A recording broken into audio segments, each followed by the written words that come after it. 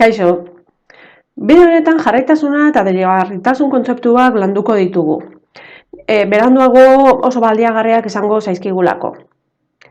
Geometrikoki nahiko intuitiboak dira. Hau da, jarraitasuna, funtzio bat jarraia da, etenik ez daukanean, jauzirik ez daukanean. Funtzio hau jarraia izango litzateke. Funtzio hau berriz, hemendik jarraia da, baina puntu honetan eten bat dauka, jauzi bat dauka. Jarraitasuna puntuz puntu ikusten da baita ere. Esaten da, bai, hemen guztian jarraia da, baina puntu honetan ez da jarraia.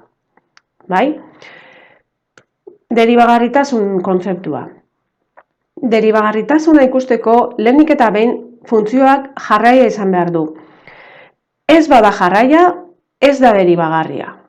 Beraz, lehen esan dugun hau adibidez, hau ezen jarraia, beraz ez da deribagarria. Hori argi izan. Bestalde, ez da deribagarria. Bestalde, jarraia esan daiteke, baina ez deribagarria. Adibidez, hemen daukagun funtzio hau, jarraia da puntu guztietan, baina puntu honetan ez da deribagarria. Zergatik ez dakigulako malda nora doan hor daukagu angulu zorrotz bat bezala. Beraz, puntu horretan ez da deribagarria. Beste guztian bai, baina horrez. Deribagarria izateko izan behar da horrela. Piku zorrotzi gabe. Hori da pixkat geometrikoki. Eta orain ikusiko dugu analitikoki nola egin adibide bat.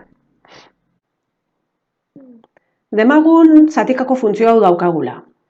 F isa berdin, isa karratuken bat, isa denean txikiago do berdin bat, eta isa handiago bat denean isa ken bat balio duela. Honek esan nahi du, baten dagoela salto bat. Ezkerretik txikiagoak direnean isa karratuken bat balio du funtzioak, eta hemendik balio du isaken bat. Orduan, jarraitasuna ikusteko ikusi behar dugu puntuz puntu izan dugu lehen, baina begiratuko dugu isa txikiago bat denean, isa karratuken bat da parabola bat, polinomio bat, jarraia izango da beti eta deribagarria ere. Horrek ez dauka arazorik. Isaken bat polinomioak ere zuzen bada, jarraia eta deribagarria. Beraz, arazoa dagoen lekua puntua izango da isa berdin bat. Eta hor ikusiko dugu, hor aztertuko dugu jarraitasuna. Ikusiko dugu jarraia da isa berdin bat puntuan. Jarraia izateko 3 gauza bete behar dira. Lehenengoa, existitzea f isa zerorena. Hau da, existitu behar da f batena.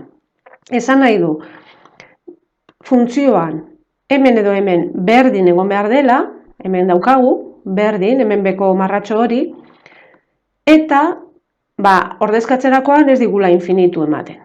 Beraz, ordezkatuko dugu bat berbi ken bat. Beti ez dagoiko funtzioan edo bekoan, hau begiratu behar da non dagoen marratxoa, eta marratxoa dagoen lekuan ordezkatu. Bat karratu, bat ken bat, 0. 0 ez dauka arazorik, beraz, ondo goaz. Bigarren pausoa, bigarren baldintza ikusi behar dena da existitzen dela limitea isa batera doanean funtzioarena. Batera kasu honetan.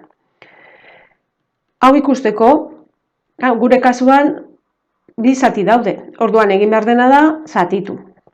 Egingo dugu alde batetik limitea isa batera ezkerretik funtzioarena.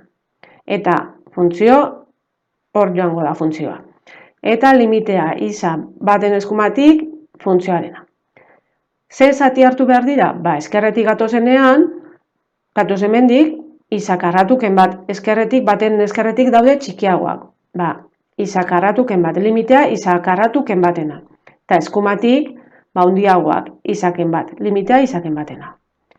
Hemen orain, limitea egiteko ez dugu ordezkatu beharra asintotetan bezala 0,9 eta bar.